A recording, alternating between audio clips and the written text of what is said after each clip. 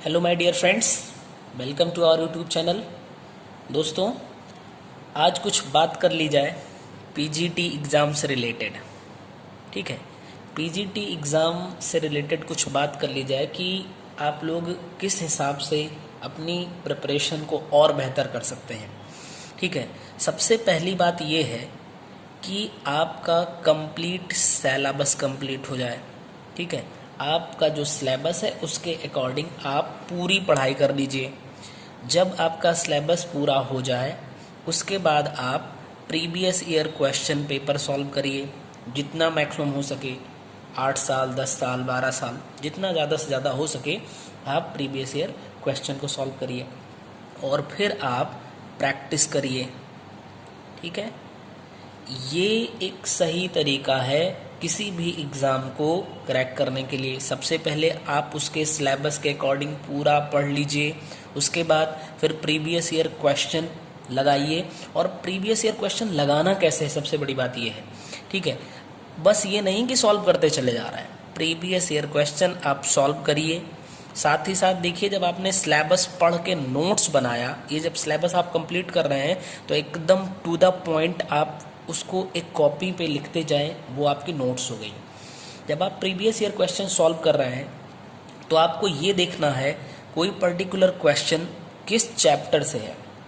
उस चैप्टर में अगर आप देखिए अपने नोट्स में, क्या उस कॉन्सेप्ट को आपने पढ़ रखा है, लिख रखा है, जिस पर बेस्ड वो क्वेश्चन पूछा गया है। ज़्यादा टाइम नहीं लगेगा, ये बस जैसे ही क्वेश्चन देखेंगे तुरंत आपके दिमाग में क्लिक होगा, हाँ ये चैप्टर हमने पढ़ लिया, हाँ ये कॉन्सेप्ट भी हमने लिखा हुआ है। अगर उस कॉन्सेप्ट से आपका ये क्वेश्चन सॉल्व हो रहा है तो अच्छी बात है, बहुत बढ़िया। अगर नहीं हो रहा है, इसका मतलब कुछ छूट रहा है, उस चीज़ को आप अपने नोट्स में बढ़ाते जाइए वहाँ पे। ठीक है, इससे क्या होगा, आपकी नोट्स एकदम बढ़िया ऐसी बनेगी जिसमें सिलेबस भी होगा और प्रीवियस ईयर क्वेश्चन भी होगा। यानी अब आपको सिर्फ नोट्स रिवाइज करनी है। और यहाँ पे फिर बात आती है प्रैक्टिस की। आप नोट्स एक बार रिवाइज करिए, प्रैक्टिस करिए, दोबारा रिवाइज करिए, भले 2-2 दिन का टाइम हो, 2 दिन में आप नोट्स को रिवाइज करिए। जब आप ये पूरा पढ़ के और करेंगे तो ज़्यादा से ज़्यादा एक 20-25 रुपए वाली कॉपी में आपका नोट्स कंप्लीट हो जाएगा, सिलेबस के अकॉर्डिंग, टू द पॉइंट की मैं बात कर रहा हूँ, पूरी कहानी लिखने की नहीं। ठीक है, और उसके बाद आप प्रैक्टिस करिए, फिर 2 दिन 3 दिन फिर से रिवाइज करिए पूरा नोट्स, फिर प्रैक्टिस करिए। तो इससे क्या होगा कि जब आप प्रैक्टिस करेंगे तो क्वेश्चन आपको मिलेगा, आपको लगेगा कि हाँ कुछ ऐसे क्वेश्चन प्रैक्टिस में मिल रहे हैं जो कि मैं पढ़ा हूँ लेकिन सॉल्व नहीं कर पा रहा हूँ। इसका मतलब वो आपको कंफ्यूज कर रहा है। उस चीज़ को आप हाईलाइट करिए अपने नोट्स में कि इसको आपको फिर से रिवाइज करना है। 2 बार जब आप नोट्स का रिवीजन करके सॉल्व करेंगे ना प्रैक्टिस, तो कुछ ही चीज़ें होंगी नोट्स में जो आपको कन्फ्यूजन क्रिएट करेंगी आपके लिए, बाकी चीज़ें आपके दिमाग को याद हो जाएंगी। उस चीज़ को अब दोबारा से जब प्रैक्टिस करिए ना, तो खाली उस चीज़ को आपको प्रैक्टिस करनी है जो कन्फ्यूजन क्रिएट कर रही थी। इससे क्या होगा कि आप बेहतर तरीके से सारी चीज़ें कंप्लीट कर ले जाएंगे। बट ये प्रोसीजर लंबा होने वाला है। लंबा का मतलब, अगर आप सिलेबस कंप्लीट करेंगे, बेसिकली चूँकि हम लोग बात कर रहे हैं केमिस्ट्री सब्जेक्ट की।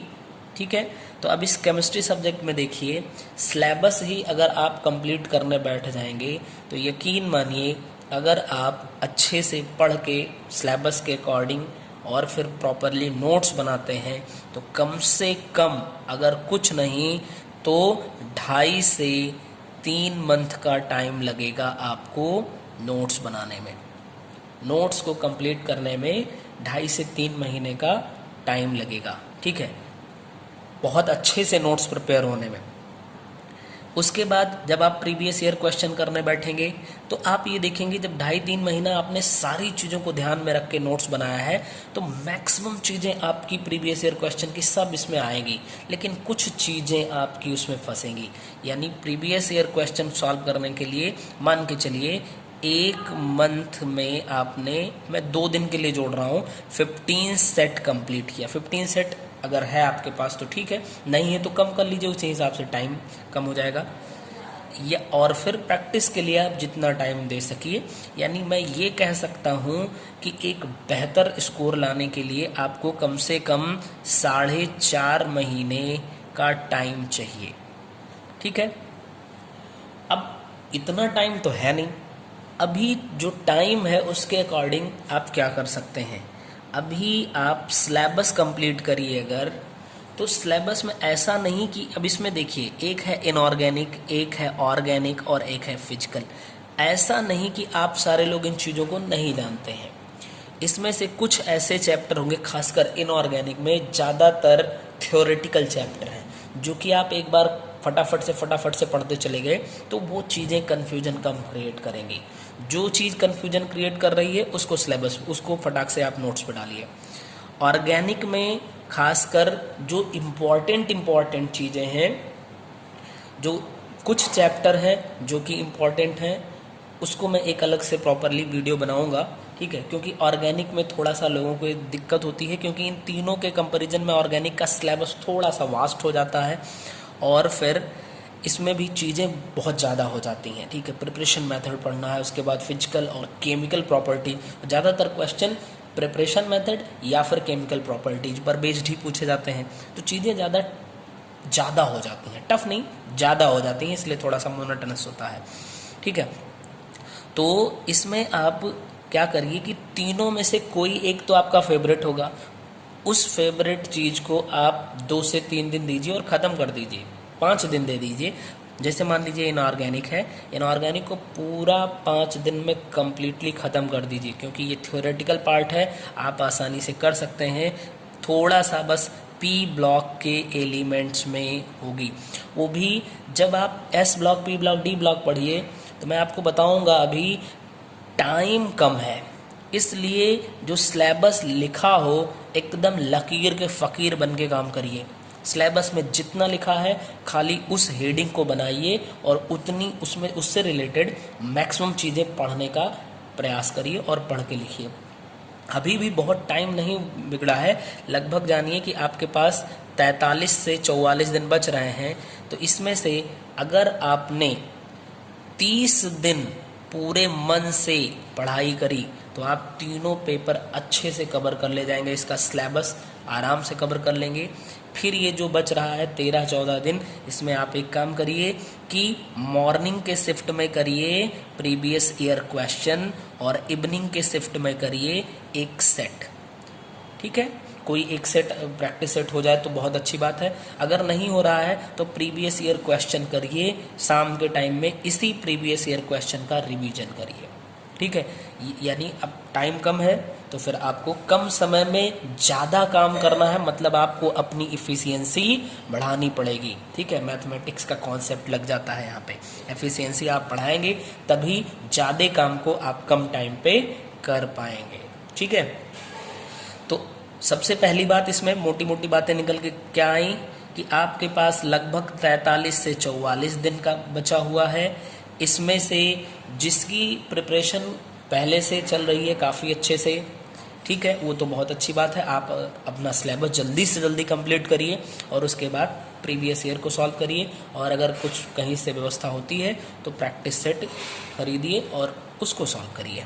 ठीक है, दूसरी बात, जिनको अभी लगता है कि बहुत चीज़ें उन्होंने कवर नहीं की हुई है, पूरा छूटा हुआ है, तो आप सबसे पहले इन तीनों में देखिए आपको सबसे ज़्यादा कौन सा पेपर अच्छे से आता है, सबसे पहले उसी में तैयारी करिए, क्योंकि इन तीनों में ही आपको हम बता दें लगभग 33.33% बनता है।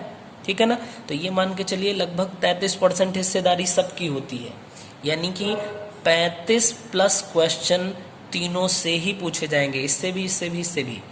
उसके बाद किसी में थोड़ा ज़्यादा, किसी में थोड़ा कम। वैसे मेरा जो अब तक का अनुभव है, ऑर्गेनिक सबसे ज़्यादा पूछी जाती है, फिर फिजिकल और फिर इनऑर्गेनिक, वो भी 2-4 क्वेश्चन, 5 क्वेश्चन का डिफरेंस आता है।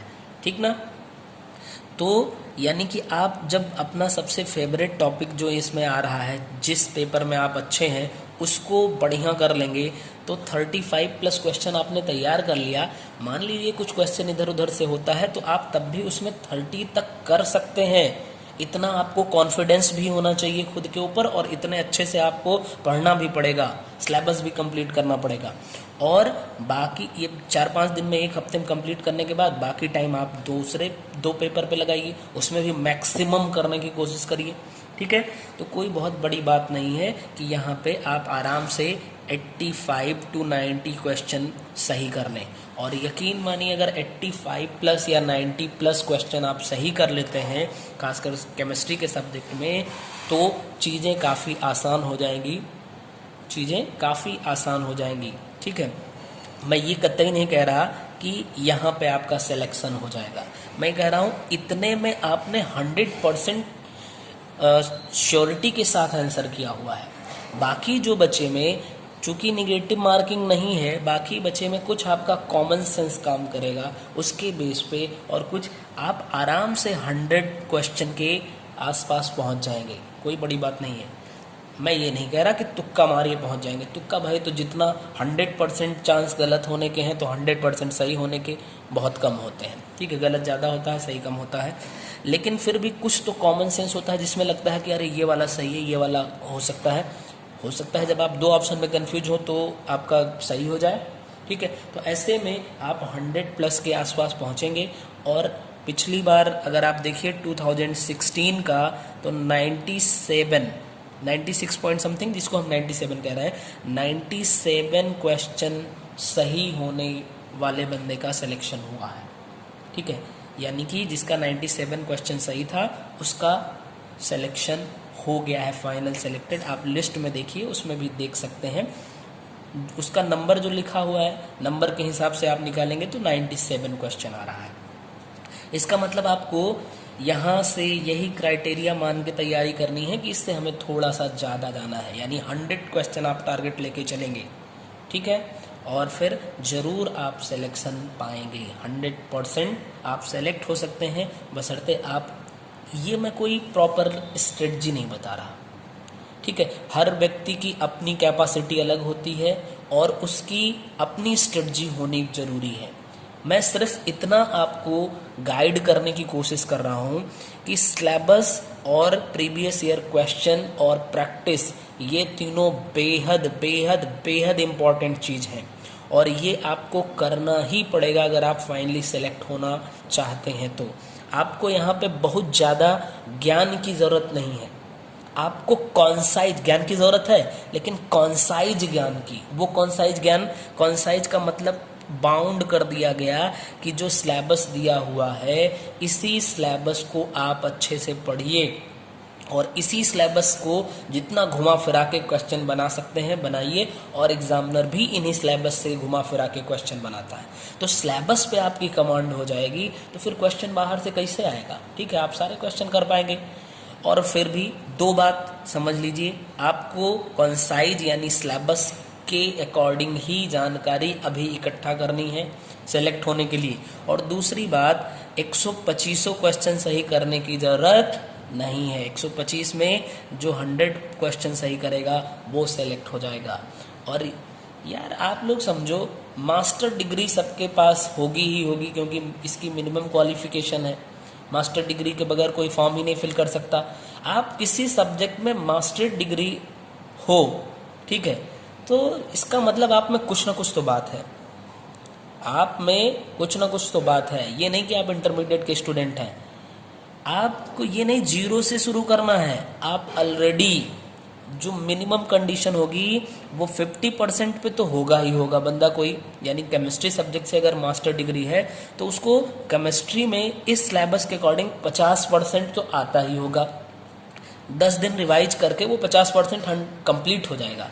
बाकी बचे टाइम में वो इसको जितना परसेंटेज बढ़ा सकता है बढ़ाए, 80% तक पहुंचाए, 90% तक पहुंचाए, 100% तक पहुंचा दे, कितनी अच्छी बात है, ठीक है। तो ऐसा नहीं कि आप लोगों को शुरू से पढ़ना है और टाइम कम पड़ गया। अरे आप लोग मास्टर हो, आपको थोड़ा सा अपने क्या कहते हैं, क्षमता को पहचानना है और उसके अकॉर्डिंग मेहनत करनी है, आप 100% सेलेक्ट होंगे।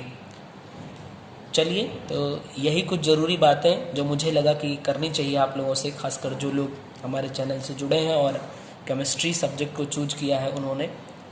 प्रिपरेशन कर रहे होंगे पीजीटी की, तो हमने सोचा कुछ बात करी जाए, हो सकता है कुछ आप लोगों को गाइडेंस मिल सके। तो चलिए, उधर तो हम लोगों ने 2016 का पेपर कंप्लीट कर लिया है, थोड़ा सा बचा है, वो भी कंप्लीट हो जाएगा, फिर हम लोग 13 पे चलेंगे। तो आप लोग प्रीवियस ईयर क्वेश्चन थोड़ा टाइम निकाल के यहाँ से भी देख सकते हैं। मैं कोशिश कर रहा हूँ कि मैक्सिमम अच्छे तरीके से, सिंपल तरीके से और फुल कॉन्सेप्ट के साथ क्वेश्चन को एक्सप्लेन कर सकूँ। फिर भी अगर किसी को कोई दिक्कत होती है तो आप कमेंट कर सकते हैं, मैं जल्दी से जल्दी रिस्पॉन्स करने की कोशिश करूँगा, और जो भी हो सकता है वो मैं आपकी सहयोग करने की कोशिश करूँगा और करूँगा। बस आप लोग तैयारी करिए और सिलेक्शन पाइए। इन्हीं बातों के साथ आज का वीडियो यहीं पे समाप्त करते हैं। मिलेंगे नेक्स्ट वीडियो में, तब तक के लिए आप सभी लोग स्वस्थ रहिए और अच्छे से पढ़ाई करते रहिए। Thank you.